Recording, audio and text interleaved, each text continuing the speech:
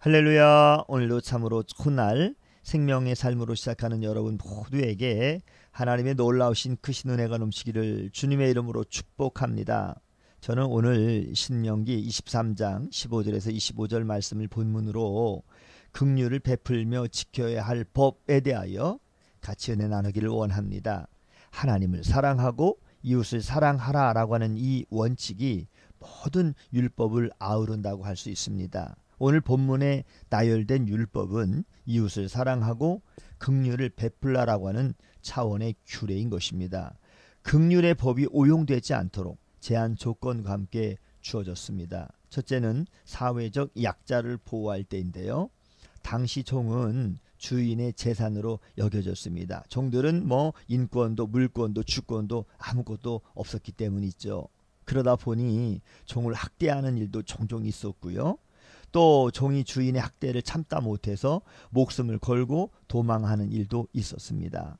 하나님은 이러한 종을 주인에게 돌려보내지 말고 압제하지 말라라고 하시는데요.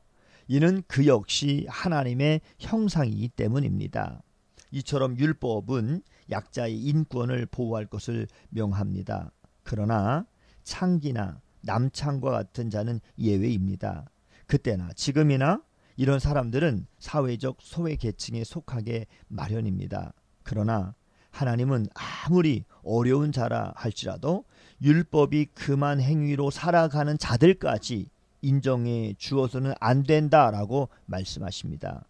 그들의 소득은 하나님의 전에 가져올 수 없었는데요. 이는 하나님이 그들을 하나님의 백성으로 인정하지 않으신다라고 하는 뜻입니다. 분명 우리는 가난하고 연약한 자들을 도와야 합니다. 그러나 범법 행위를 묵과해서는 안 되는 것이죠. 긍휼을 베풀면서도 죄에 대해서는 단호한 태도를 가져야 합니다. 두 번째는 빌리고 빌려줄 때인데요. 이스라엘 백성은 동족끼리 어떤 종류의 이자도 받아서는 안 됩니다. 왜 그럴까요? 형제이기 때문입니다. 하나님은 어려운 상황에 처한 동족들을 돕는 사람을 기뻐하시고 그들에게 복을 내리시겠다라고 분명하게 약속해 주셨습니다. 19절 말씀, 20절 말씀에는 이렇게 말씀하셨습니다. 내가 형제에게 꾸어 주거든 이자를 받지 말지니 곧 돈의 이자, 식물의 이자, 이자를 낼 만한 모든 것의 이자를 받지 말 것이다.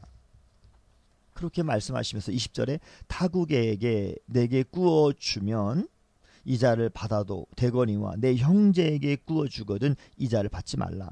그리하면 내 하나님 여호와께서 네가 들어가서 차지할 땅에서 내 손으로 하는 범사에 복을 내리시리라 라고 말씀해 주셨습니다.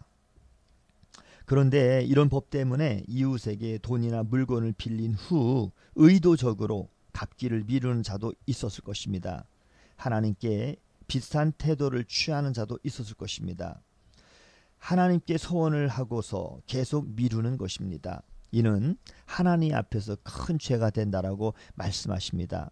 하나님께 무엇인가를 바치겠다라고 하는 그 소원은 당시 자기 지위나 영향력을 키우는 중요한 기회가 되었습니다.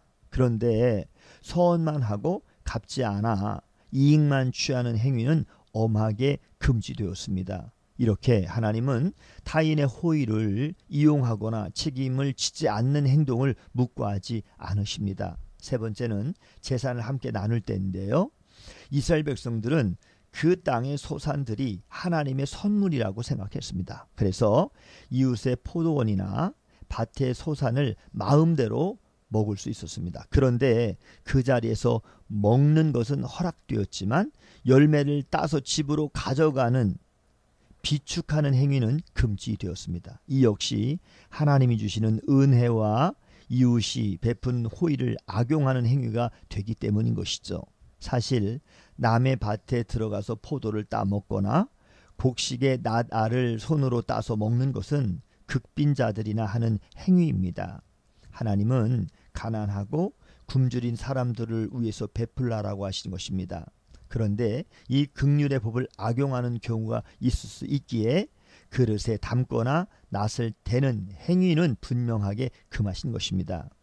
우리는 기본적으로 세상 가운데 선을 행하고 은혜를 베풀어야 하지만 그것이 오히려 악용되어 나쁜 결과를 가져오는 일이 없도록 지혜롭게 대처할 필요가 있습니다. 긍휼을 베풀고 구제하는 사역은 재정만이 있으면 쉽게 할 수 있는 일이 아닙니다. 구제 사역을 감당하는 사람들이나 그 대상자들 역시 본질적으로 이기적인 죄인들임을 잊어서는 안 됩니다. 그러므로 구제 사역을 감당할 때 기도하면서 하나님의 뜻이 왜곡되는 일이 없도록 신중하게 감당해야 합니다. 그래서 소망 없이 살아가는 사람들이 교회를 통해서 하나님의 긍휼과 하나님의 사랑을 맛보고 참 소망을 찾도록 해야 하는 것입니다. 오늘도 복된 날 주님과 함께 동행하며 승리하는 여러분들 모두 다 되시기를 주님의 이름으로 축복합니다. 샬롬.